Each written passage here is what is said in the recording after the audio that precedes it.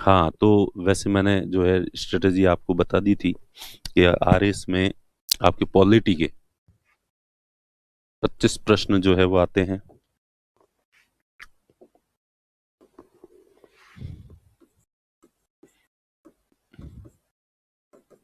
ठीक है।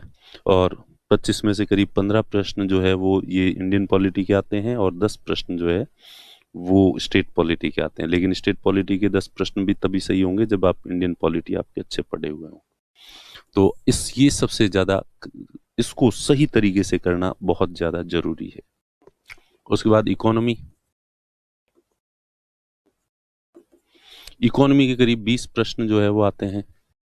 तो इकोनॉमी में जिम्मेदारी है हमारी कि आपके इकोनॉमी के क्वेश्चंस जो है वो गलत नहीं होंगे, ये फैक्ट है। ओके। तो और उसके बाद जो है इकोनॉमी में, जैसे कि आप मैंने बताया आपको कि विकास ने जो आपकी इकोनॉमिक सर्वे पढ़ाया है, तो 12 प्रश्न तो एज इट इज उसमें से तुम्हारे जो है सही होंगे, और 8 प्रश्न इंडियन इकोनॉमी के हैं बाकी वाले, तो वो भी आपके लगभग जो है वो सही होंगे। आप निश्चिंत रहें, उसको अच्छे से जो है वो आपको पढ़ना है। और इकोनॉमी के कुछ आपकी 10 दिन की इकोनॉमी की क्लास बची हुई है, इसलिए इकोनॉमी को आप अपनी तरफ से कंप्लीट ही मानो। 10 या 12 दिन की क्लास है, तो वो जब भी मेरा गला थोड़ा ठीक हो जाएगा तब या तो मैं पढ़ा दूंगा या फिर जो विजय सर हैं वो आपकी कंप्लीट करवा देंगे। तो ये दो सब्जेक्ट जो है, तो कितने क्वेश्चन हो गए? 45, 45 प्रश्न जो है वो होते हैं। इसके बाद करंट। करंट के 20 प्रश्न आते हैं, ये 100% सही होंगे आपके। 45 प्लस 20 कितने हो गए? 65। उसके बाद 10 से 12 प्रश्न रीजनिंग के आते हैं, 75। ओके। उसके बाद 20 प्रश्न ज्योग्राफी के आते हैं। ज्योग्राफी आपकी अच्छी सी पढ़ी हुई है, राजस्थान की ज्योग्राफी बाकी है, तो दोनों मिला के करीब 20 प्रश्न जो है वो आते हैं। 75 और ये 85, 85 जो है वो हो गए हैं। उसके बाद राजस्थान आर्ट एंड कल्चर के करीब 20 प्रश्न आते हैं, वो राजवीर सर आपके एकदम सही करवा ही देंगे, उनमें आपके वैसे भी गलत होगा नहीं। पीछे 105। ठीक है। उसके बाद साइंस है, तो साइंस में टेक्नोलॉजी के 5-6 प्रश्न आते हैं, और इकोलॉजी के 5-6 प्रश्न आते हैं। तो ये 10 प्रश्न जो है, तो आपकी इकोलॉजी हो ही चुकी है। और ये जो टेक्नोलॉजी वाले मैंने देखे हैं, बहुत सिंपल सिंपल प्रश्न जो है वो पूछे जाते हैं, जो करंट में चर्चित जो चीजें होती है उसी से रिलेटेड होते हैं। तो ये साइंस से आप करीब 10 प्रश्न जो है वो आपके हो ही जाएंगे। तो 115 हो गए।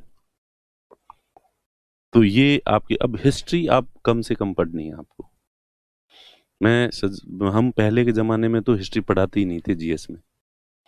आजकल तो क्या है कि पर मेंस के लिए तो पढ़नी पड़ेगी आपको हिस्ट्री। देखो, मेंस में सिलेक्शन तो तब भी होगा जब कोई सब्जेक्ट आपको नहीं छोड़ना है, तो इसलिए मेंस में तो हिस्ट्री पढ़नी ही पड़ेगी, और हिस्ट्री ही वो चीज है जो आपको लीड दिलवाएगा। ज्यादातर लोग बड़ा सब्जेक्ट है नहीं पढ़ पाते हैं, इसलिए मेंस के लिए पढ़ना। पर फिलहाल प्री की बात करें तो ये 115 प्रश्न जो है आपकी मुट्ठी में है। अब आपका प्री पास करने के लिए कितने प्रश्न सही होने चाहिए? प्री पास करने के लिए 75 प्रश्न जो है वो सही होने चाहिए आउट ऑफ 150। अभी 75 कहां से करोगे? ठीक है। तो ये रीजनिंग के हो गए। रीजनिंग तो हो ही जाती है, सभी से सही होती है। रीजनिंग होती है या नहीं होती? रीजनिंग सबसे सही होती है। ज्योग्राफी इतनी अच्छी पढ़ी हुई है, वो सही होगी। राजवीर सर वाले अगर तुमने गलत कर दिया तो तुम्हें फांसी पे चढ़ा देंगे। इतनी मेहनत की तुम्हारे लिए, इतनी मन लगा के पढ़ाया है, इसलिए वो 20 के 20 प्रश्न तुम्हारे वैसे भी सही होने हैं। ठीक है। रीजनिंग के गलत नहीं होंगे, वो गलत नहीं होंगे, राजवीर सर वाले नहीं होंगे। ज्योग्राफी के भी जो 20 प्रश्न हैं, उस 20 में से कम 15 प्रश्न आपके जो है वो सही होने हैं।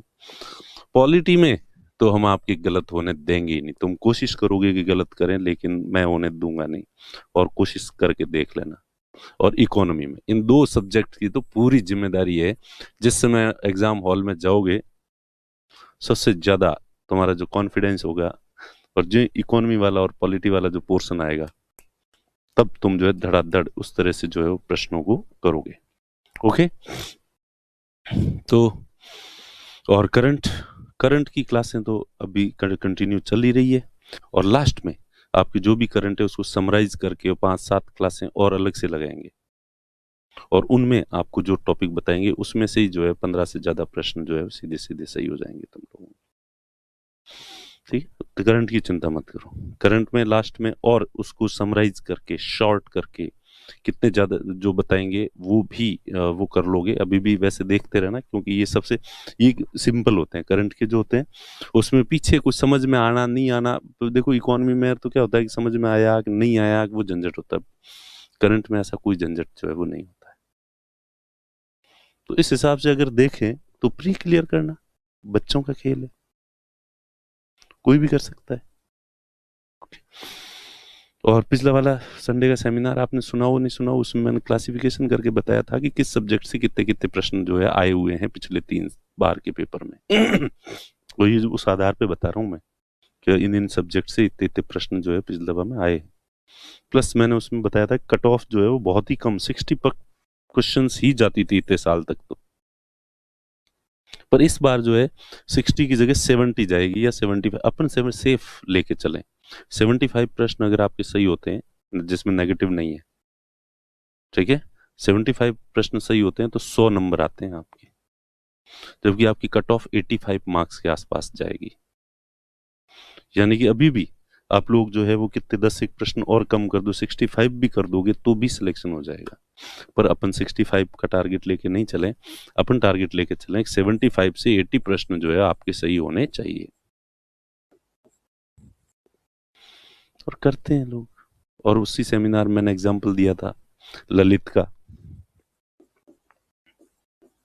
ललित चारण, जैसलमेर, सांगड़ गांव जैसलमेर में। इसका एक भाई अशोक है। स्प्रिंग बोर्ड हम लोग उनके जो है ना फैमिली इंस्टीट्यूट है। एक भाई जो है हिम्मत है, ये IRS है, ये RPS है, और ये इस बार तहसीलदार बना है।